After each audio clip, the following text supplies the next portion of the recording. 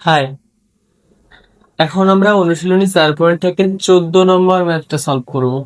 কি করতে হবে? এটাকে আমাদের প্রমাণ করতে হবে, একদম ইজি, আগের টাইপেরই ম্যাথ। কি করব? আমরা লেফট সাইড লিখবো, ভাগ আছে, বেজ একই আছে, পাওয়ার আমরা বিয়োগ করে দিব। তাহলে x to the power a minus b, এবং পুরোটার পাওয়ার কি আছে? A plus b. একইভাবে বাকিগুলো করে দাও। তাহলে x to the power b minus c, পুরোটার power b plus c, into x to the power c minus a, পুরোটার পাওয়ার সি প্লাস এ। এবার এটাকে গুণ করে দাও, A minus B into A plus B, তাহলে A square minus B square. একইভাবে দেখো এখানেও তাই, B square minus C square, X to the power C square minus A square. এইবার দেখো বেজ একই আছে, পাওয়ার গুলো সব যোগ করে দেবো। কেন? কারণ এগুলো সব গুণ আকারে আছে। তাহলে x to the power A square minus B square plus B square minus C square plus C square minus A square. তাহলে A square minus A square কাটলো, C square minus C square, B square minus B square. তাহলে x to the power 0 মানে হচ্ছে 1, এবং এটাই হচ্ছে আমাদের right side, প্রমাণিত। তাহলে 14 নম্বর ম্যাথটা আমরা পেরে গেলাম। এবার 15 নম্বর ম্যাথটা দেখো, এটাও একদম সেম পদ্ধতি, প্রমাণ করতে হবে। তাহলে আমরা কি করব? আগেরটার মতোই, এক্স এক্স বেজ একই আছে, আমরা পাওয়ার বিয়োগ করে দিব। তাহলে পি মাইনাস কিউ, আর তার পাওয়ার হচ্ছে কি পি প্লাস কিউ মাইনাস আর, ইন্টু বাকিগুলো একইভাবে Q minus R, Q plus R minus P, into x to the power R minus P, তার power R plus B minus Q. ঠিক আছে? তাহলে এবার আমরা কি করব? পাওয়ার এগুলোর সাথে আমরা একবারে সব গুণ করে দিব। তাহলে এক্স রেখে দিলাম, পি মাইনাস কিউ, আর এগুলোর সাথে দেখো পি মাইনাস কিউ আর পি প্লাস কিউ কে আমরা একটু একসাথে করি, p minus q into p plus Q minus আর ইন্টু পি মাইনাস কিউ। এটা দ্বারা একটু বুঝে নি। তাহলে দেখো পি মাইনাস কিউবের সাথে আমরা পি প্লাস কিউবকে একসাথে রেখে দিছি, আর আর এর সাথে আবার পি মাইনাস কিউ গুণ করেছি।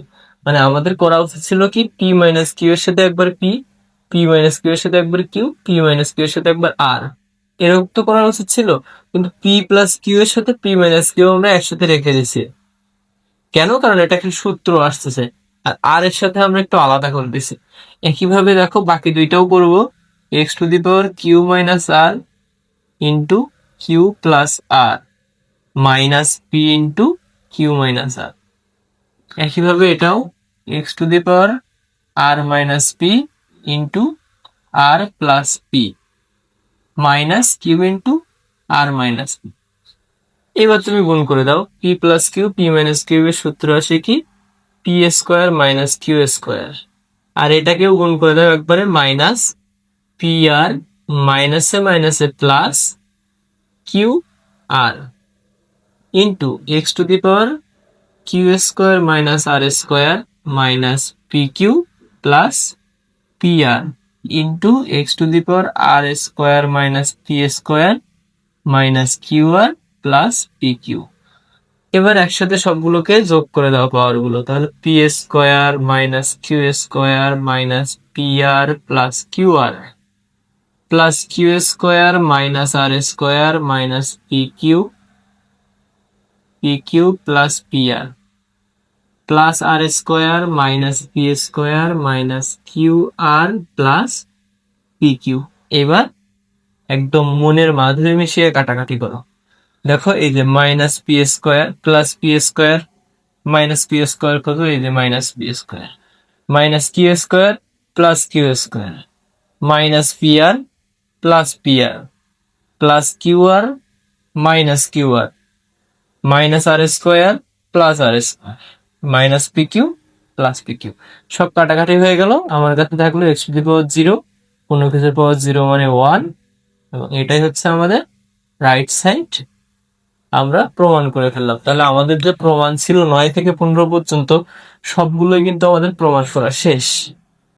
এবার 16 নম্বর ম্যাথটা দেখো, খুবই ইন্টারেস্টিং একটা ম্যাথ, ভালো করে খেয়াল করো।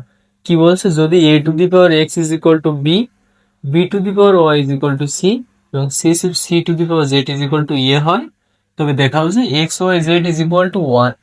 এখন একটা জিনিস খেয়াল করো, c c to the power z is equal to এ, আবার c is equal to b to the power y, তাই তো, আবার b is equal to a to the power x.